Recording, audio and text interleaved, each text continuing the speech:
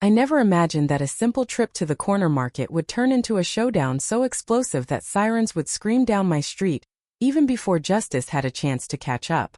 It began when I spotted her creeping along my driveway, her bloated silhouette hunched over my grocery bags like a vulture sizing up carrion. Shock washed over me as I recognized the HOA president herself, Karen Thompson, the self-appointed queen of our neighborhood, dramarifiling through my reusable totes and tossing my favorite brand of almond milk into her shopping cart. I froze for a heartbeat, incredulous, before lunging forward with a roar that shattered the late afternoon calm. "What do you think you're doing, Karen?" I bellowed, heart pounding like a war drum. Her eyes, rimmed with panicked mascara, flicked toward mine as she stuffed a loaf of artisanal bread under her arm and spun on her heels. The world snapped into hyperfocus as gravity seemed to shift around us. And in that moment I realized this was no petty HOA spat. This was outright theft playing out at high noon. I pivoted into counterattack while her jaw flapped open like a startled fish. I knocked the cart aside, sending her pilfered items rolling across the cracked asphalt. The suddenness of my move sent a flock of sparrows scattering from the maple tree overhead, their twittering cries echoing the shock coursing through my veins. "Hand it over," I said, voice low and deadly calm, as I stooped to scoop up the spilled groceries. She recoiled, heat flooding her cheeks, mascara smudging into dark tears. But she clutched another bag behind her back, me organic avocados, my handmade bread, my precious hibiscus tea. My blood thundered. I set a crate of canned tomatoes at my feet like a barricade and demanded she reveal what else she'd snatched. For a moment I thought she'd confess, that the humiliation would force her to fess up. Instead, she flung the hidden bag like a grenade at my feet and shrieked, "I'm calling the cops." Her shriek was the opening salvo in a tense standoff. I held my ground as her chubby fingers fumbled for her phone. She tapped frantically, voice trembling on the verge of hysteria as she dialed 911. "Yes, this is Officer Whitney." "Oh ma'am, I need your location." The chill that shot up my spine was almost ironic. Officer Whitney was the very cop she bribed with free bake sale cupcakes last month to overlook her harmless parking violations. I watched her face pale as realization dawned that she was now pleading for aid from the very badge she'd compromised. Meanwhile, I used the pause to deliver the truth. "You stole from me, Karen. You think a call to Whitney will change that?" One finger hovered on the screen, her knuckles white. The air between us crackled with righteous fury. Then came the twist. From around the corner stumbled old Mr. Delgado, the retired postal worker who'd witnessed Karen carting my groceries away and had been chasing her ever since. His frail frame buckled under the weight of a cast iron skillet he'd grabbed from his kitchen, but he waved it like Excalibur. "Stop right there, Karen!" he cried with surprising ferocity. The skillet glinted in the sunlight, a symbol of community outrage that eclipsed any feeble defense Karen could muster. In that instant, her phone slipped from her grasp and clattered to the pavement, the 911 call abruptly terminated. Mr. Delgado's presence injected fresh momentum into my counteroffensive, transforming it from a personal vendetta into a communal crusade for accountability. I pressed forward, voice rising. "You thought you could bully neighbors, break rules, even steal, all because you wore that HOA badge like a crown. But your reign ends today." I gathered the stolen groceries and handed each item back with deliberate ceremony, while Karen shrank under the combined weight of my gaze and Mr. Delgado's battle-worn skillet. She tried to stammer an excuse, something about misunderstanding and community needs, but the words dissolved into thin air as the neighborhood's front yard witnesses emerged from behind hedges, phones raised to capture the spectacle. Cameras clicked, recording the moment Karen's empire of fear and petty fines crumbled like stale bread. Her collapse came swiftly. The sirens wailed in the distance, growing louder as a pair of squad cars turned onto our street. Officer Whitney, her face a mask of shame and professional conflict, stepped out first. She offered Karen a hand, but Karen recoiled, sniffing in an attitude of wounded entitlement. The officer exchanged a glance with me, an unspoken apology for past leniency, and then placed Karen under citizen's arrest. Emboldened neighbors cheered while Karen's glittering HOA badge slipped from her collar and clattered forgotten on the curb. In that charged moment, power shifted in our neighborhood from fear to unity, from abuse to justice. As Karen was led away in cuffs, her face a defeated mask, I addressed the crowd. "Let this be a lesson: one is above right and wrong. When we stand together, truth prevails." A ripple of applause swept down the block, and even the maple leaves seemed to rustle in approval. Later, as dusk settled, I lined up the groceries on my doorstep, each tomato and avocado a testament to resilience. I leaned on the doorframe, breathing deep, and realized that the real victory wasn't retrieving my stolen meal kit, was reclaiming our community's integrity. And somewhere between the overturned cart and the echo of cheers, a seed of lasting unity was planted in our once fractured block. I watched the fluorescent patrol lights dance across the asphalt, painting every spilled tomato and toppled carton in shades of urgency, as neighbors spilled onto their lawns with phones raised to document Karen's downfall. The air was thick with a heady mix of vindication and relief, yet beneath it all lay a simmering current of unresolved tension that whispered of consequences still unfolding. As Officer Whitney guided Karen's flailing arms behind her back, the weight of every fine she'd levied, every arbitrary rule she'd enforced, settled upon her like a leaden cloak. I stepped forward, heart pounding, and knelt to retrieve a half-squashed avocado, the pit faintly pulsing with the day's last warmth. I turned it over as if searching for hidden meaning, then set it gently atop the heap of reclaimed goods. Each item felt like a testament to the community's resilience against deceit. My hibiscus tea, a beacon of tranquil mornings, the artisanal sourdough loaf, a symbol of shared Sunday breakfasts, the cartons of almond milk that poured like white defiance against her greedy grasp. "Thank you," I said, voice soft but unwavering, not to the law but to everyone who had stood by me. They nodded, their faces illuminated by the soft glow of front porch lights as dusk crept in. Mrs. Nguyen from 2 houses down dusted off her apron and pressed a warm cinnamon roll into my hand. Mr. Patel, who'd once cowered under Karen's glare, adjusted his camera to zoom in on the still struggling HOA president, capturing every moment for posterity. The undercurrent of solidarity swelled, a reassuring hum that vibrated through the pavement and up into the roots of the ancient oak at the curb. Behind me, Karen's tantrum reached a crescendo, a wheezing combination of tears, sputtered protests, and her signature phrase, "You're ruining the neighborhood." But the words had lost their power. Her empire, built on arbitrary rules and clandestine fines, now lay exposed in the amber of neighborly witness. The weight of cameras, of eyewitness accounts, and of the law itself pressed down upon her, collapsing the illusion of authority she'd cultivated for so long. A patrol car idled beside Officer Whitney's cruiser. 2 uniformed officers emerged, their footsteps brisk on the asphalt. They approached Karen silently, a formal ballet of justice that contrasted sharply with her shrieking pleas.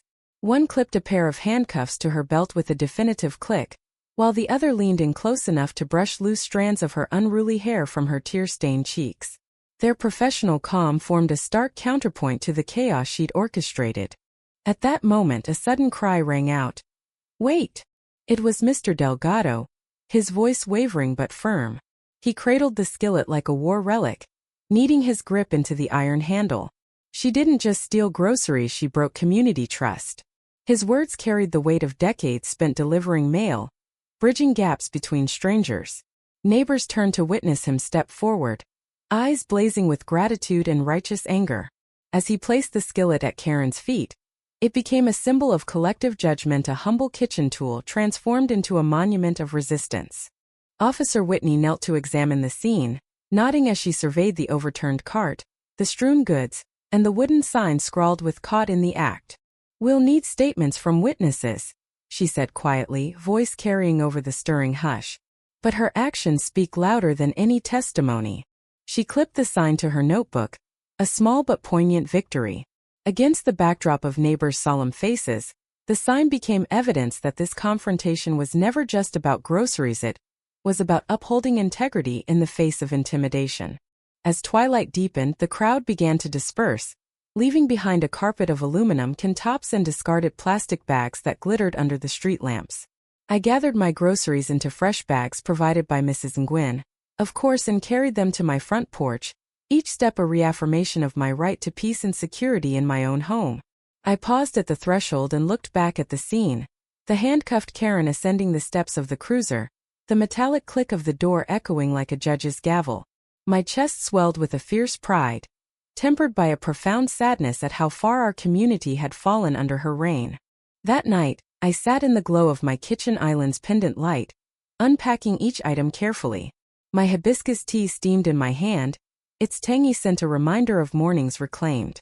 I spread the sourdough slices on a plate and drizzled honey collected from a neighbor's backyard hives. The simple act of breaking bread felt sacred after the day's storm. I closed my eyes, savoring a bite, and allowed myself to feel the weight of victory mixed with the responsibility of what came next. Because this story didn't end with Karen's arrest. It continued in the policies we would rewrite, the meetings we would hold around picnic tables instead of boardroom desks, and the annual neighborhood potlucks where trust replaced fear. It played out in every whispered apology Mrs. Patel offered to Mr. Lopez for years of silence under Karen's glare, and in the new bylaws that required transparency, neighborly consent, and limits on fines that once served as petty cash for her inflated ego. Weeks later, I found myself seated on a folding chair in the community center's meeting hall. The walls were adorned with banks of local photos, children playing, block parties igniting smiles, and, notably, a framed photograph of Karen in cuffs beside the wooden sign. It hung like a cautionary portrait, a testament to what happens when power goes unchecked. I took a deep breath and approached the dais, where Officer Whitney and Mr. Delgado sat flanking the new HOA board members. The hall buzzed with anticipation as every seat filled with faces both familiar and new. We had, at last, renewed a civic spirit that owed nothing to fear. I stood at the microphone, the hum of the overhead projector humming like a chorus of possibilities. "We're here to rewrite our narrative," I began, voice steady, "to ensure that no one, not even our elected representatives, can steal from the community or undermine the rights of their neighbors." I clicked the remote, and the first slide appeared.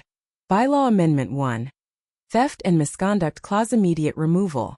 The room erupted in applause, a cathartic release of months of pent-up frustration and hope. We cheered not just because Karen was gone, but because we had reclaimed our agency as a collective. Yet even as we celebrated, I felt a pang of uncertainty. Would these bylaws withstand the next charlatan who craved control? Would our vigilance fade with the novelty of reform? Perhaps. It was a question I couldn't answer with certainty, but one that compelled me to keep watch, to remain engaged, and to remind my neighbors that democracy thrived on participation, not passivity. Months passed, bringing summer's lush green to our once-forsaken lawns. The maple tree by my driveway sprouted new leaves, vibrant and full, as if mirroring the community's rebirth. Children's laughter echoed where tension once reigned, and the weekly farmers' market returned with its bounty of fresh produce, exactly the reason I'd gone grocery shopping that fateful afternoon. I stood near my stand, greeting vendors by name, savoring the sense that this neighborhood was ours again. Late one evening, I received a letter stamped with the county courthouse seal. Case 23-4829 State vs. Thompson. The words leapt off the page. Charges of petty larceny, abuse of authority, and filing false HOA complaints. A courtroom date was set for early September. The letter concluded, "Your testimony is requested." My pulse quickened. This was not just a continuation of the saga, was the final reckoning.